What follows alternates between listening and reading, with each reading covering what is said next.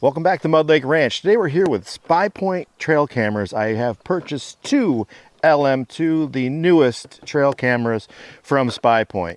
To be honest, in the past I've actually decided I was switching away from Spypoint to Tacticam reveals. I am blown away with Tacticam with their picture quality and the consistency of their cameras running properly. And I've had issues in the past with Spypoints not working, having to deal with customer service, having to do firmware updates on SD cards using a laptop computer, which is completely not convenient. They've improved some of those things. Now the firmware updates are done remotely via your phone or directly to the device via cellular. So you don't have to pull your SIM card or SD card and add a firmware update to the cameras now, which is a huge improvement. These cameras boast a 20 megapixel camera, a 90-foot detection, and 90-foot flash range. And from my past experience with Spypoint, I have a couple in operation right now, and those are the Link Micros, the originals, and they're triggering at easily 90 feet, maybe 100 feet. So I'm willing to bet that these are going to reach out even further than they advertise. Really excited to get these out in the field, but I'm going to walk you through the initial setup, battery installation, walk you over the overview of the cameras, and let you know my initial thoughts on these, and I'll update you in the future in the comment section if I have any revelations, compliments, or complaints about these LM2 cameras from Spypoint. One of the really cool features of the LM2 is that your card is never actually full. It has a continuous mode, so the newest picture will overwrite the oldest picture should your SIM card your memory card get full while it's out in the field. Say you have your trail camera set up out in like Kentucky and you live in Texas or New York or something, and your batteries are still good, but you are out of memory on your card. It will continue to work, continue to send you pictures, and overwrite those old photos on the card. That is by far probably the coolest thing about these cameras. They do not do video, so if video is something you're looking for, this doesn't do it. Look for another model.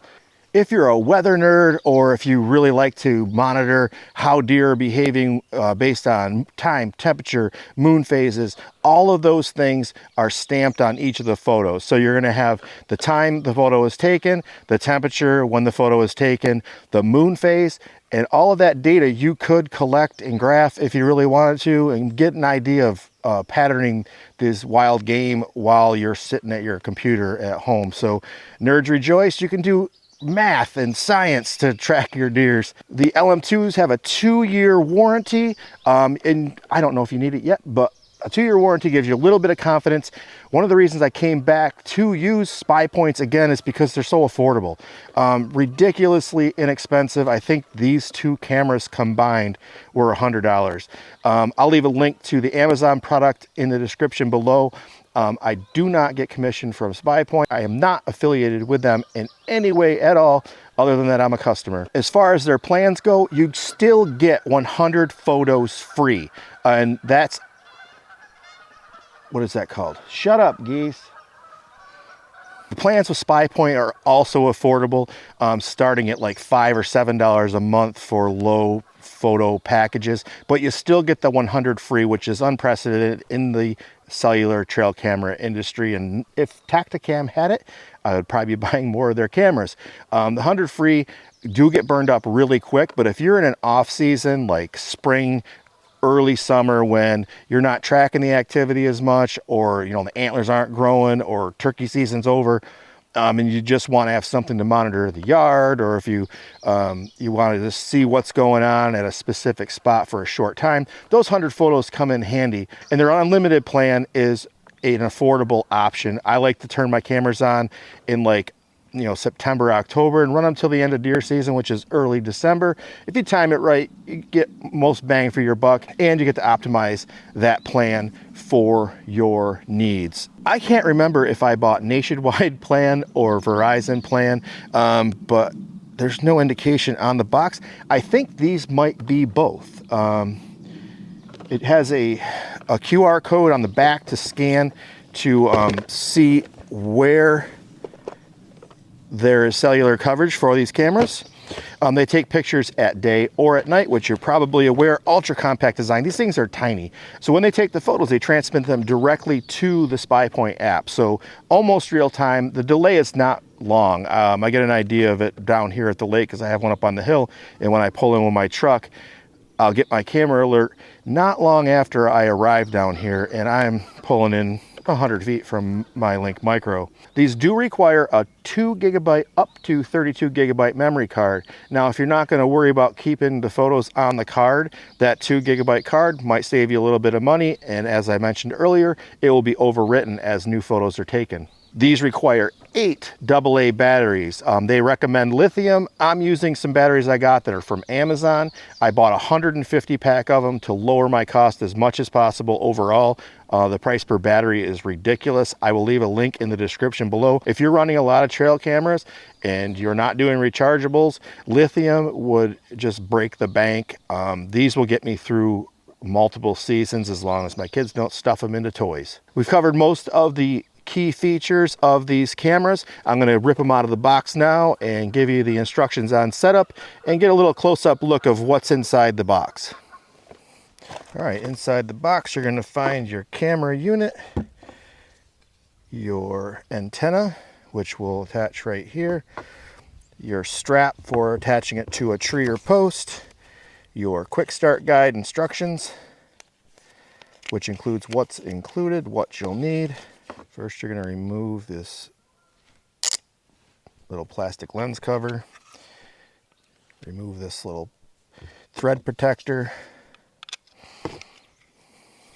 and install your antenna.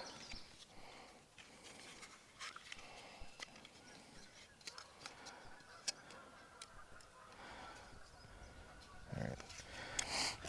To open the unit, you just simply pull on this latch here. Open that up. It explains that you need to remove the battery compartment to install the batteries because there's batteries on this side and the back side. And you need to insert your micro SD card into this slot. Pull this out.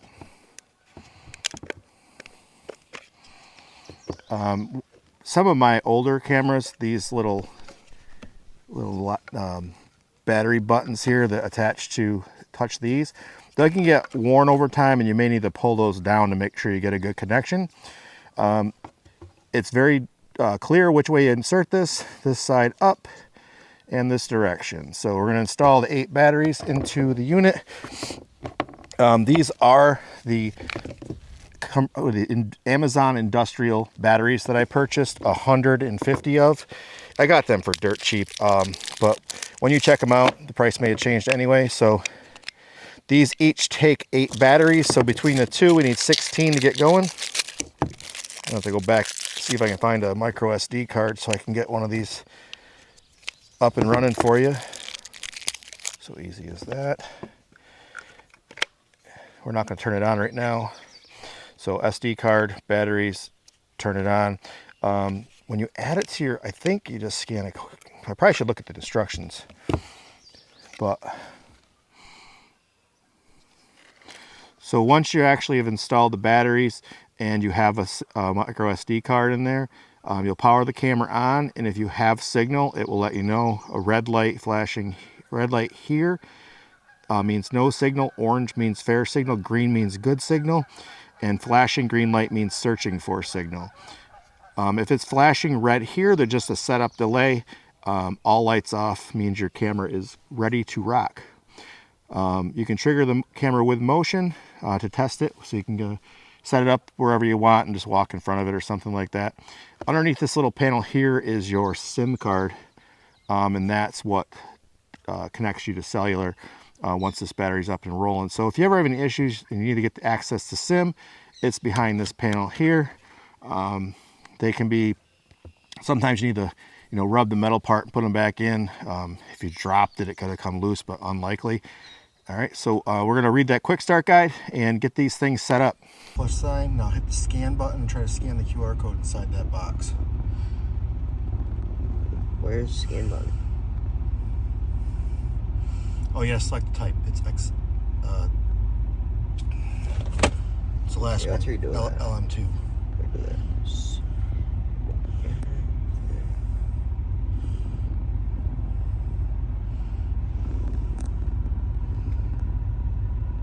LM2, it's the last one. Go ahead about it. Scan that QR code.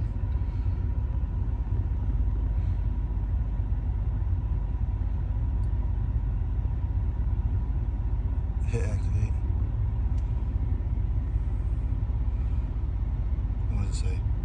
The camera's not recorded yet. It may take a while.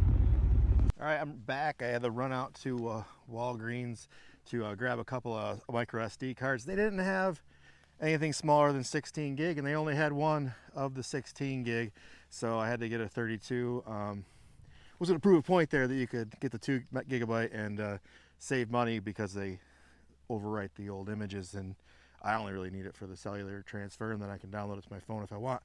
But we're gonna get these installed and get this camera mounted. All right, we got the card in. This camera is set up on my app, so we'll turn her on. Flashing means it's thinking. Still flashing. I'm gonna mount this thing right on this post right here, just out the field edge, about 20 yards. If you don't know how to use one of these straps, you probably don't have any business hunting or using a camera to begin with. Anyway, you just push this little lever down, feed the strap through. It's got little teeth. It's got teeth here that hold it in place so that it can't pull through. We'll put this post in backwards. Guess maybe we'll be facing the field instead. These fence posts you get like at Tractor Supply or even Walmart are nice because they have this little latch here, well, it's for the fence line, but it works good to hold your trail camera at the height you want. On the micro, the previous cameras, they tended to have the antennas down, and they had a bracket for them. I'm going to put it up, see if it makes any kind of difference. We are still flashing green.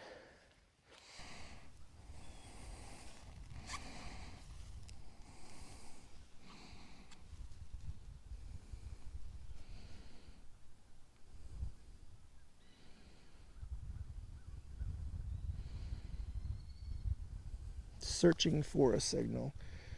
I hope it doesn't fail because I got a little red in there. I hope it don't fail because we don't get AT&T service here. We do get Verizon.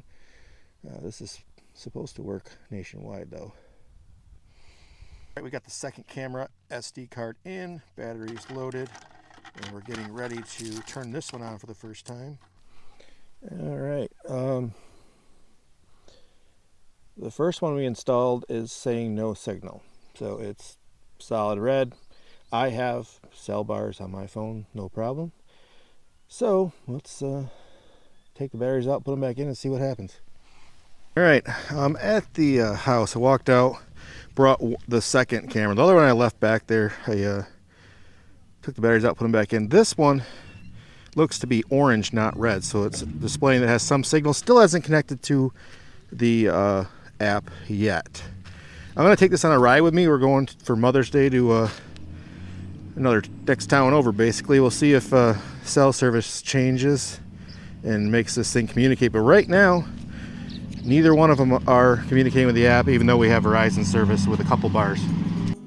Once you successfully added the cameras to your app, you'll see them show up amongst your other cameras. If it's a new one, it'll be the only two there, or only one there. The LM2 device is there. You select the new device. If you want to change the name of it, they come pre-named, but I like to name them for the location they're in. You get manage device. As you can see, that changed the name, and you can name them whatever you want. I like to use an identifier that is clear, and I also now name them with the year that I got them. Other settings that you can change are the capture mode. On this device, it does not do video, so it doesn't apply to it, but other Spypoints might. You can change your time between photos. Mine's currently set at a minute. You can change that to longer or shorter durations. You can also change it to a multi-shot where it will take 1 or 2 pictures while triggered. And do make sure that you click Save Changes in the upper right corner to ensure that you've saved the changes that you've just made, or you will have to do it all over again. Going in now to change the name of the second camera, so I have an easy identifier of which camera is which. And if you stick around a little bit, I'm going to show you some of the first photographs captured from these cameras before I had to leave for an event. I'm going to give you the low res, high res, and maybe a nighttime photo if we get any before I leave. Hey, look at that. Camera triggered and sent a photo to the phone. That's the first one on these new LM2s. All right, we finally got these to connect. The one out in the field says it's got like 1 bar and it's in the red, but it did connect to the cellular finally. This one has 50%, and we are only 300 yards from that other camera. 50% as in like half the cellular reception of 100%, a couple bars. And as you can see there, I don't know if that, probably can't see it. I said a pop-up, it took a picture of me filming the camera. This camera, I just wanted to show you it in my hand for size reference, is extremely small, easy to conceal. So it'll be a little easier to hide from your trespassing neighbors or on state or public land. Thank you for watching this episode of Mud Lake Ranch. If you found this video useful, helpful, or interesting, please hit that thumbs up and subscribe.